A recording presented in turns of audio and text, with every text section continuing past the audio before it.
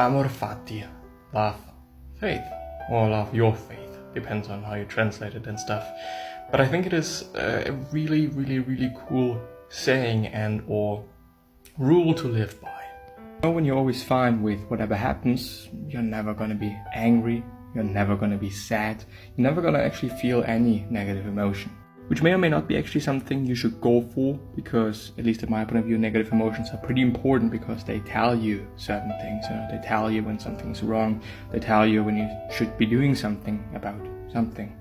But loving whatever happens really takes off a bit of pressure of you, because whatever happens, it is fine. Whatever happens, it is good. Whatever happens, you actually love it. And so you do not have to wish for something to happen. You do not have to wait for something to happen. No matter what happens, it is great. Look it up.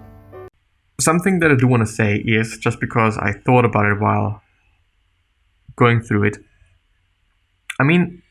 we all have the possibility or we all can have a look at our feelings and certain things on themselves. I think this is good.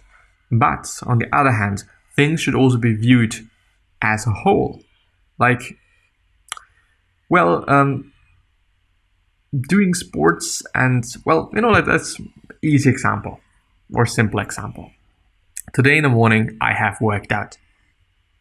And so I thought, I'm not going to work out my quads as excessively as I maybe should, because I know, without actually it being kind of the equivalent, but I know that I'm going to ride my bike probably today as well. So watching itself and having a look at itself, me working out, maybe I have fucked it up a bit, because I didn't work out my legs as I should have. On the other hand, I'm also doing cardio, which is a good thing per se. I'm doing cardio, I'm just riding my bike, whatever it might be. And so as a whole, it becomes, quite neutral, I fucked up a bit and I did something good, and now everything is in balance. And so I think also the whole body and the whole human mind should be viewed at.